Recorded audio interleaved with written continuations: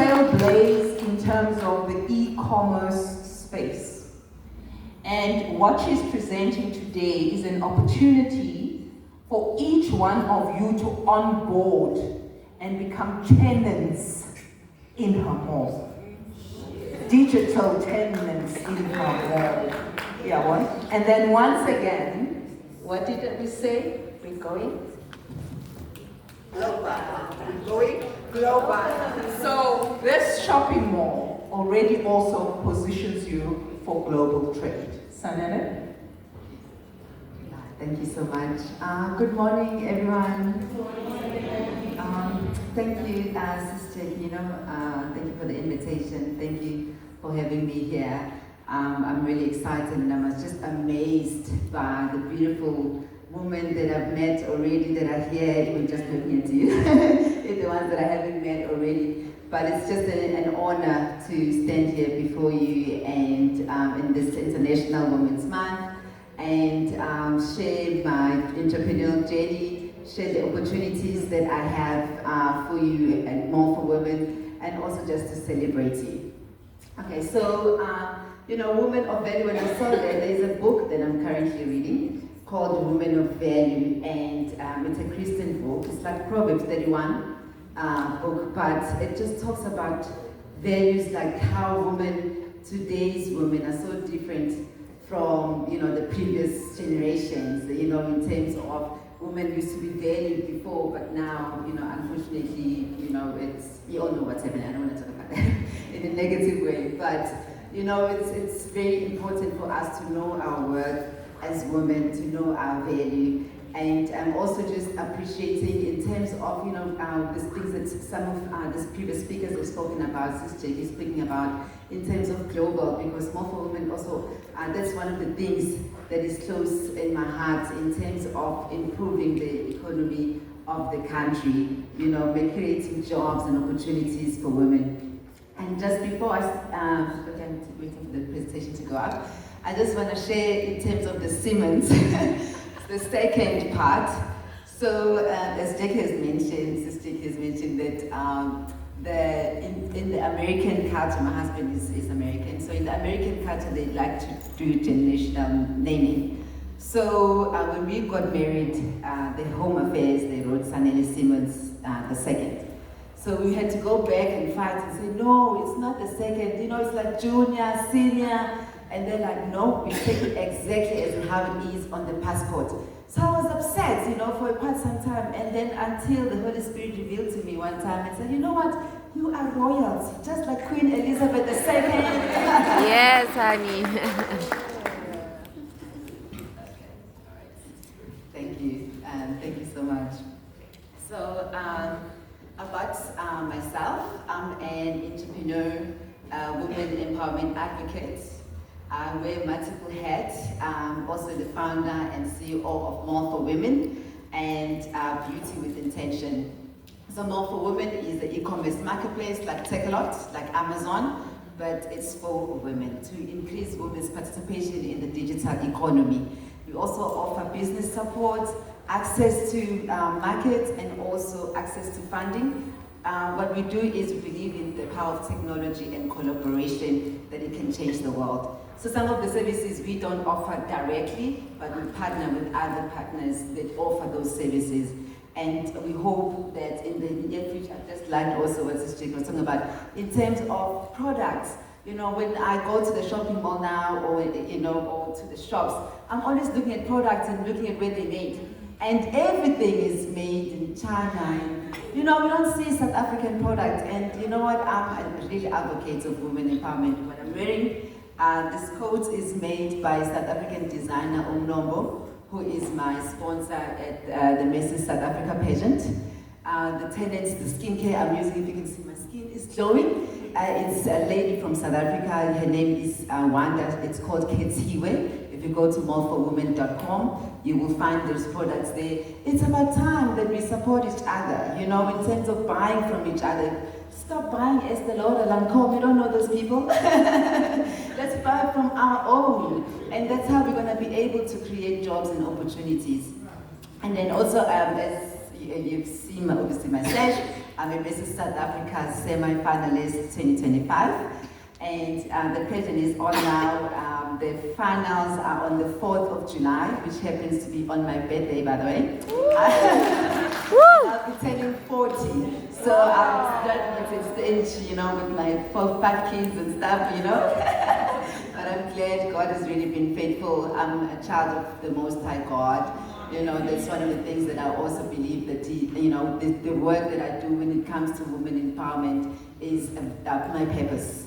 It's my passion. My background is in the beauty industry. When I started in the, I already know my age now. So I started about 20 years ago in the beauty industry. And I used to love making women look and feel beautiful. And, but unfortunately, after a few years doing the same work, maybe working in Canada, I moved to go back to school to study beauty therapy. After a few years, then it was like, no, I need to go out. Because you can feel it when you are destined for more. So working in this room every day, doing facials, massages, I'm like, God, I need to be traveling. I need to be talking to women like I'm doing today. So I just always felt it, that there's something a purpose that God has put inside of me. So a few years, and then this is my second time entering Mrs. South Africa, by the way. I entered in 2017. That's when my entrepreneurial journey began. And I didn't make it to the finals, so please don't look at me and think, she's gonna do it. We have to vote. My votes were not so great, so I got sponsors. I got all the type of sponsors that were needed in the pageant. I got a car sponsor, I got a clothing sponsor, and I was like, you know what, I've got this. But when they're calling out the finals, the finalists, my name wasn't called, and I was crushed. So it cannot happen this year, and especially since it's my birthday, my 40th birthday. Please make sure you vote. So then I started an organization as now, obviously I want to enter again. Everybody's asking me like, what happened, like don't give up, enter again. So I'm like, okay, but I need to do things differently. Remember I was working at a camp, I was working as a therapist. So the impact I was doing really was in the room, but I needed to do an impact that can be felt outside of my therapy room. So I started an organization called Beauty with Intention. So Beauty with Intention, we used to host events, just like how events like this, and we'll focus on in and outer beauty. Inner beauty meaning the things that affect us as women on the inside, and outer beauty to make us look beautiful and glamorous and be ready for success, whatever industries that you're in. And then also there'll be networking, panel discussions. We even shot TV pilots. We also had a radio show, so the thing was going well until COVID happened. And then everything was shut down, and mostly the events were the one that was driving the initiative, and I couldn't host events anymore. And I had to pivot. So luckily, through my partnership with the Johannesburg Chamber of Commerce and Industry, they were partners at the time when I was with Beauty with Intention, and then we started doing online training. And it's just one of the things that I want to inspire you, that don't give up on your dreams. Because when I attended that online course, I'm thinking, okay, my background is in the beauty.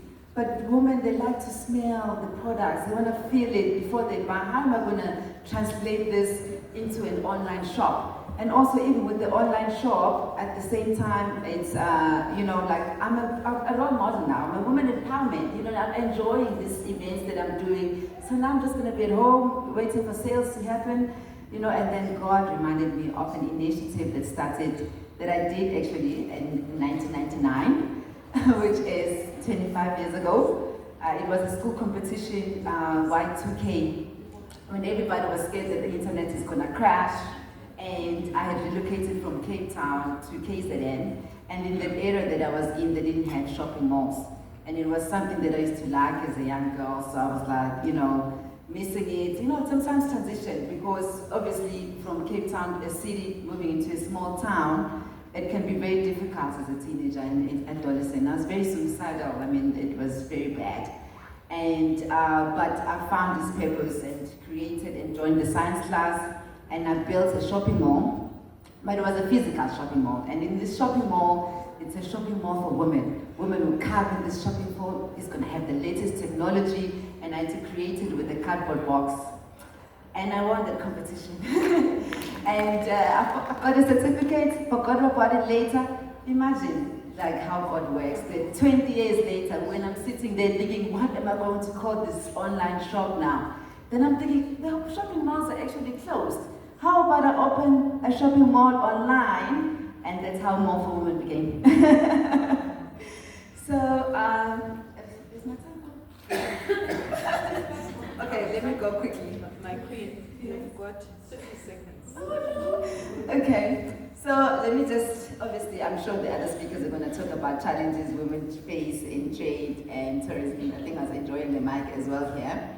I just want to make sure that maybe I do share critical things that I wanted to share that I prepared in terms of trade, investment and tourism.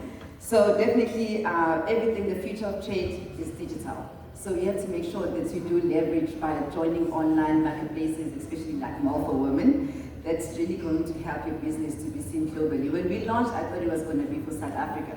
And then I started seeing visitors coming. USA is the most, one of the most customers that buy a lot from us. Australia, Singapore, you know, like just the doors are opening online, and we also charge in dollars. So it also makes them feel comfortable in terms of trusting the marketplace that, you know, it's a global platform. And then also I've got opportunities that I wanted to discuss in terms of trade. We do exhibition. I've partnered with a company called Images Retail Me, and we've got events that are coming up in the year. Please follow my social media platform. They say also how you're going to know how to vote for me, all the opportunities that I have. But this is an African pavilion for all the countries in Africa to exhibit in Dubai and the Middle East. And I'll obviously do also a webinar one of these days to talk about it some more. And then also in terms of investing and unlocking capital for women, just some key pointers there is that we have to be investment ready to know our numbers and our business model. Because yes, we want to get funding, and we know that women are, you know, less funded. 3% of women globally are getting funding. So it's difficult to get the funding, but let's make sure that when the opportunities, because the investors are turning, they are seeing that women are doing great things. Let's make sure that we are ready. And then lastly, another opportunity for tourism, a trade expo in tourism in Miami in October.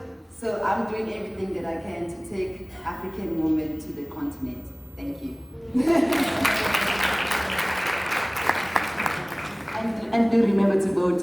Follow Sanela Simmons on Facebook and Instagram. Thank you. Thank you so much, Sanela. I don't know whether I know that you've got another engagement, but I just